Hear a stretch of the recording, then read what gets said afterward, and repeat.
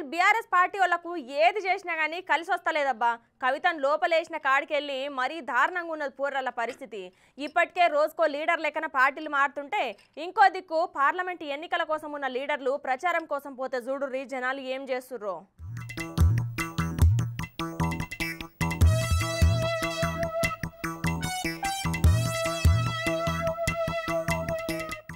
గిడ టోపీ పెట్టుకొని టక్కేసుకొని సేమ్ బొగ్గు గనిల కార్మికుని తీరులా తయారయ్యిండు కదా. గా సార్ను గుర్తుపట్టి రానుల్లా అగో ఎన్నో చూసినట్టున్నది గాని యాదికొస్తలేదు అనుకుంటుర్రా. అయితే నేనే చెప్తా పటుర్రిగా. బీఆర్ఎస్ మాజీ మంత్రి కొప్పుల ఈశ్వర్ సారుల్లా. అరే నిజమే కదా, గెటప్ మార్చేసరికి సార్ అస్సలే గుర్తుపట్టలేదు. అయితే సారు ఎందుకు ఇట్లా టిప్ టాప్ తయారయ్యిండు అంటే కొంపదీసి మొన్న అసెంబ్లీ ఎన్నికలలో ఓడిపోయేసరికి ఇట్లా సింగరేణిలా జాబ్ గిట్లా పట్టిండా అనుకునేరు.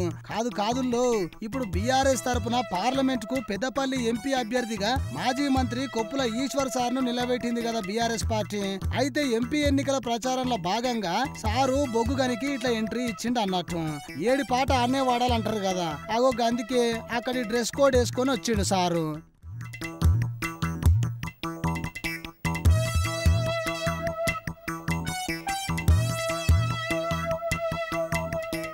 అయితే పెద్దపల్లి జిల్లా గోదావరి కనిలో ఉన్న 1 ఇంక్లైన్ బొగ్గు గనిల ప్రచారానికి వచ్చిన కొప్పుల ఈశ్వర్ సార్ను పాపం మాజీ మంత్రి అని కూడా మర్యాద లేకుండా అక్కడి మహిళా కార్మికులు అడ్డుకొని ఇప్పటి వరకు మహిళా కార్మికులు కష్టపడుతుంటే ఏనాడైనా పట్టించుకున్నారా, మీ చుట్టాలను గని లోపలికి దింపకుండా పైన పనులు చేయిస్తున్నారు అని గుస్సాయిర్రు మహిళలు.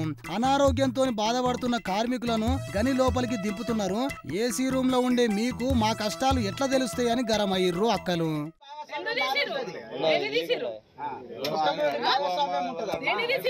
ఎంతెంత మంది కళ్ళు తిరిగి పడిపోతున్నారు, బయట వర్క్ చేయగలుగుతుర్రా మీరు?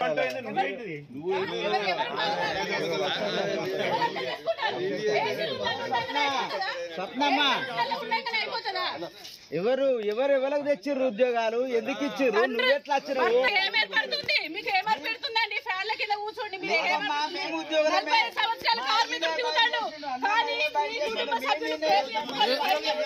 ఇక ఇదంతా న్యూస్ కవరేజ్ చేస్తున్న విలేకరుల మీద మాజీ ఎమ్మెల్యే కోరుకంటి చందరు ఎట్లొస్తుండో చూడురి. వచ్చి విలేకరి సెల్ ఫోన్ గుంజుకొని అందులో రికార్డ్ చేసిన వాటిని అన్నిటినీ డిలీట్ చేసిండటనుల్లా. ఇక లొల్లి పంచాయతీ ముదిరేసరికి ప్రచారానికి వచ్చిన కొప్పుల ఈశ్వర్ సారు ప్రచారం సంగతి పక్కన పెట్టి మెల్లగా అవతల పడ్డటనుల్లా.